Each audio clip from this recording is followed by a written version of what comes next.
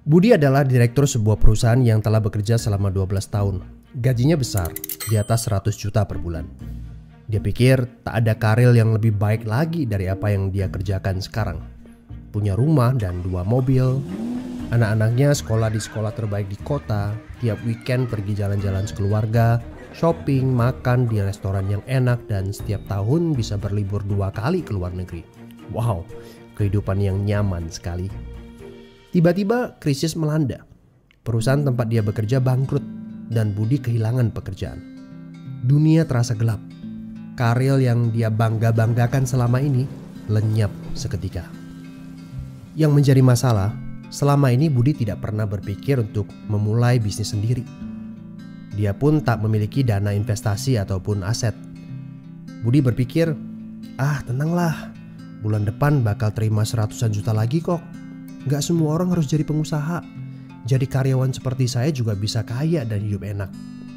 Benar kata pepatah ini. The enemy of great life is a good life. Dia tak menyangka bakal terjadi krisis seperti ini. Padahal tabungan yang dia miliki hanya bisa bertahan 3 bulan saja dan dia tidak punya penghasilan lain sama sekali. Apakah kamu punya teman yang mengalami hal yang sama seperti Budi? Kita harus sadari satu hal. Kita tidak bisa bekerja selamanya karena faktor usia ataupun kesehatan. Ada krisis atau tidak, kita pasti akan berhenti bekerja. Entah karena sudah tua dan dipensiunkan, atau karena sakit dan tak sanggup bekerja lagi. Jika tidak mempersiapkan backup income sejak dini, tamatlah riwayat kita. Budi bertemu dengan teman lamanya bernama Jason, pengusaha sukses yang saat krisis malah bisnisnya berkembang pesat. Jason memberi nasihat, bangunlah bisnis di saat kamu lagi gak butuh. Karena saat butuh seperti ini, kamu sudah punya backup income. Sebenarnya ya Bud, waktu terbaik untuk memulai bisnis adalah beberapa tahun yang lalu. Tapi jangan khawatir, waktu terbaik kedua adalah saat ini. Gak ada kata terlambat. Dari pengalaman Budi, kita belajar bahwa penghasilan yang besar saja tidak cukup jika itu sangat bergantung kepada pekerjaan kita.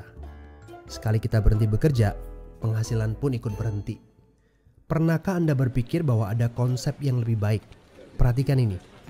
Kerja untuk membangun aset produktif untuk mendapatkan income. Saat kita nggak bisa bekerja lagi, aset produktif ini akan memberikan passive income. Jadi, jika kamu punya kesempatan untuk memulai bisnis saat ini, pastikan bisnis yang kamu bangun bisa menjadi aset produktif yang memberikan passive income. Kamu harus punya goal beberapa tahun ke depan bisnis kamu sudah bisa jalan sendiri tanpa kamu. Ini namanya autopilot. Apa boleh buat?